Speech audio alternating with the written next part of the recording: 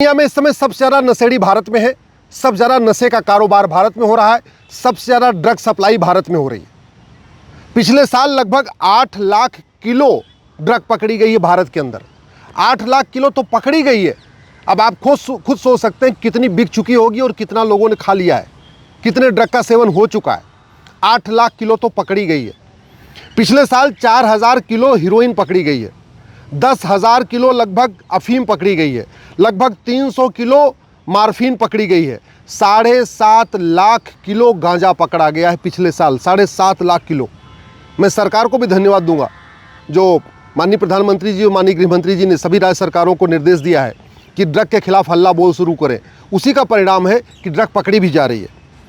लगभग 4000 kilo hashish पकड़ी गई है, 400 किलो कोकीन पकड़ी गई है, 1200 किलो एफेड्रिन पकड़ी गई है, 60 किलो एस्टिक एनहाइड्रेट पकड़ी गई है, 5000 किलो एटीएस पकड़ी गई है। कुल मिला के 8 लाख किलो ड्रग पकड़ी गई है। सामान्यतया इतने एफर्ट के बाद लगभग ये मान के चलिए कि 20% ड्रग पकड़ी गई है, यानी 80% बिक गई और वो लोगों ने उसको यूज़ भी कर लिया। ऐसा कोई शहर नहीं है जहाँ ड्रग पार्टी नहीं हो रही है, रेव पार्टी नहीं हो रही है। ऐसा कोई कॉलेज नहीं है जहाँ ड्रग की सप्लाई नहीं हो रही है।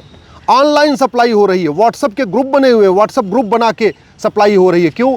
क्योंकि भारत में कानून का खौफ नहीं है। सिंगापुर में एक व्यक्ति के पास 900 ग्राम गांजा मिला था, उठा के फांसी दे दिया। दोबारा किसी को वहाँ पे गांजा ले जाने की हिम्मत नहीं पड़ी। और भारत में पिछले साल 7.5 लाख किलो गांजा पकड़ा गया है और कुल मिला के 8 लाख किलो ड्रग पकड़ी गई है।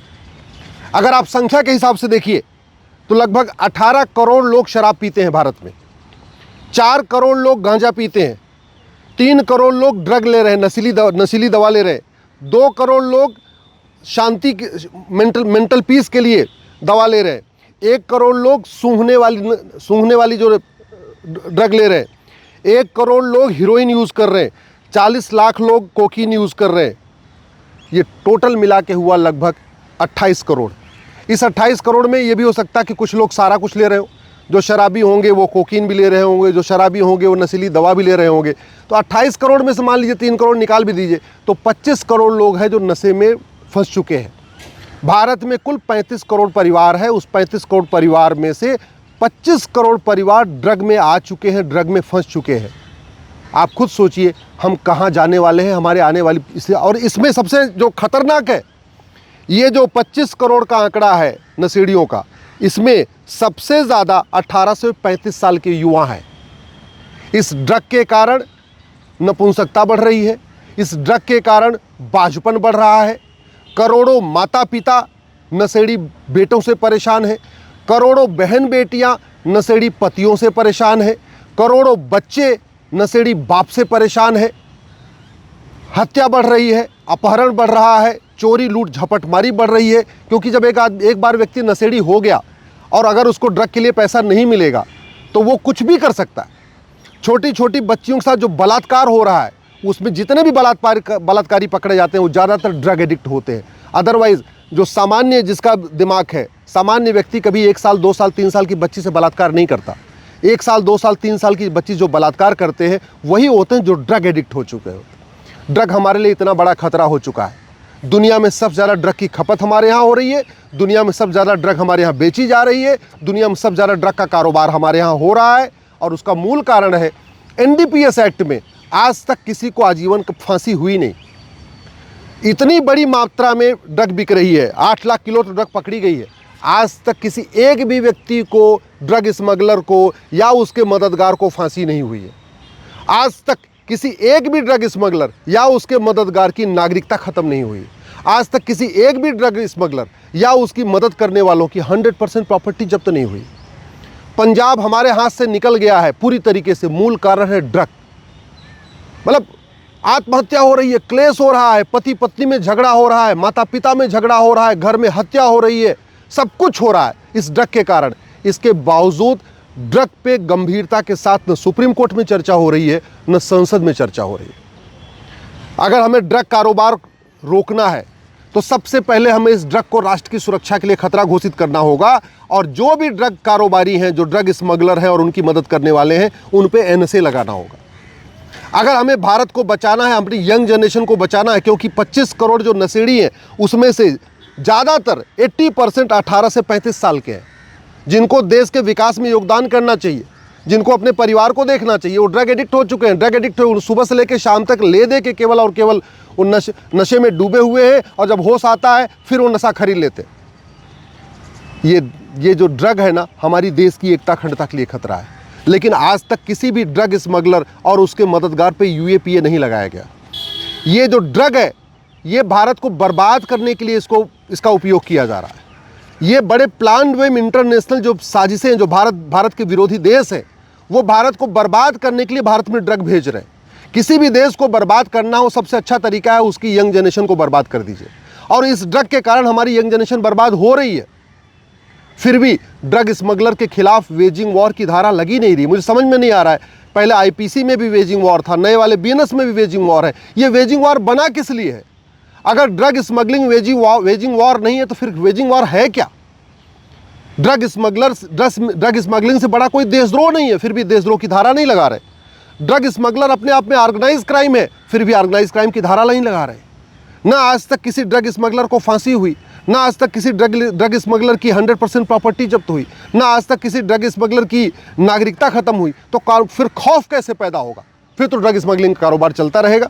इसलिए मैं माननीय सभी सांसदों से निवेदन करता हूं, इस मुद्दे को संसद में उठाइए। सबसे पहले नार्को पॉलीग्राफ ब्रेन मैपिंग कानून बनाइए, क्योंकि ड्रग स्मगलर इतने पावरफुल हैं, उनके खिलाफ कोई गवाही देने की हिम्मत नहीं करता। जो गवाही देने की हिम्मत करता है, कभी वो रोड एक्सीडेंट में मार दिया जाता है, कभी कहीं और मार दिया जाता है, कहीं उसको जहर दे के मार दिया जाता है। इसलिए बाद में ये ड्रग स्मगलर सबूत के अभाव में बरी हो जाते हैं।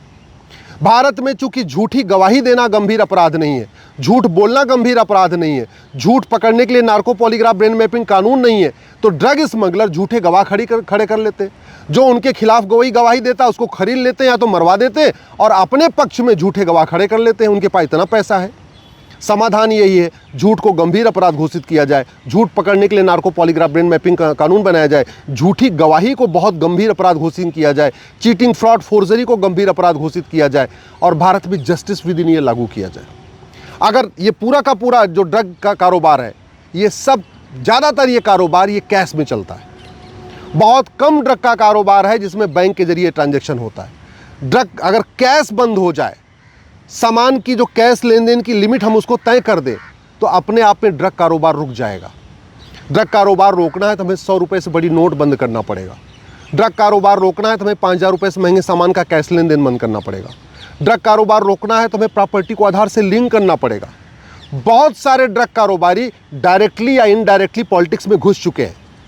बहुत सारे ड्रग स्मगलर सांसद विधायक बन चुके हैं, और जो सांसद विधायक खुद नहीं बने हैं उन्होंने अपने बीबी को सांसद विधायक बनवा दिया है, या बेटे को सांसद विधायक बनवा दिया है, या भतीजे को सांसद विधायक बनवा दिया है। ये कड़वी सच्चाई है। बहुत सारे डायरेक्ट जो ड्रग स्मगलिंग का कारोबार करते हैं वो डायरेक्टली इनडायरेक्टली पॉलिटिक्स में अच्छा खासा इन्फ्लुएंस रख रहे हैं। बहुत सारे ड्रग स्मगलर पॉलिटिकल पार्टियों को फंडिंग कर रहे हैं। पॉलिटिकल पार्टियों को फंडिंग कर रहे हैं, इसलिए कोई भी पॉलिटिकल पार्टी ड्रग स्मगलर को फांसी देने के लिए कानून बनाने की मांग ही नहीं कर रही है। आज तक कभी संसद में ड्रग के ऊपर चर्चा ही नहीं हो रही है। एक एक राज्य बर्बाद होते जा रहे हैं, चाहे वो बड़ा राज्य हो चाहे छोटा राज्य हो, फिर भी विधानसभा में ड्रग के ऊपर कोई चर्चा ही नहीं हो रही है। इसलिए मैं माननीय सुप्रीम कोर्ट से भी निवेदन करता हूं, माननीय प्रधानमंत्री से निवेदन करता हूं, माननीय गृह मंत्री से निवेदन करता हूं, संसद में ड्रग कारोबार के ऊपर एक गंभीर चर्चा रखें। एक सप्ताह केवल ड्रग कारोबार कैसे खत्म होगा, भारत नशा मुक्त कैसे होगा, भारत शराब मुक्त कैसे होगा, इस पर गंभीरता के साथ चर्चा करें।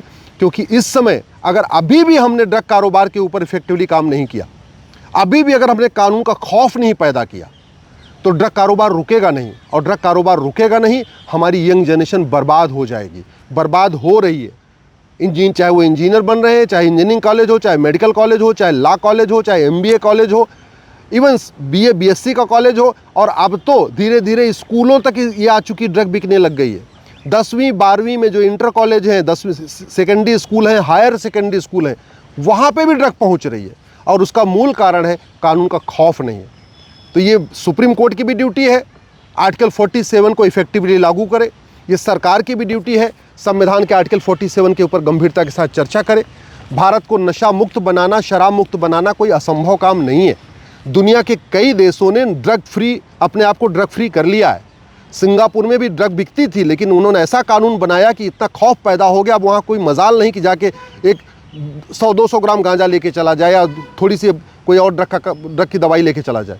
लेकिन भारत में हो रहा है क्योंकि कानून का खौफ नहीं है। जब तक कानून नहीं बदलेगा, पुलिस सिस्टम नहीं बदलेगा, जुडिशल सिस्टम नहीं बदलेगा, एडमिनिस्ट्रेटिव सिस्टम नहीं बदलेगा, जब तक पुलिस चार्टर नहीं लागू होगा, जुडिशल चार्टर लागू नहीं होगा, जस्टिस विद इन ईयर लागू नहीं होगा, तब तक कानून का खौफ नहीं पैदा होगा। और जब तक कानून का खौफ नहीं पैदा होगा, तब तक ड्रग कारोबार नहीं रुकेगा और हमारी यंग जनरेशन ऐसे ही बर्बाद होती रहेगी।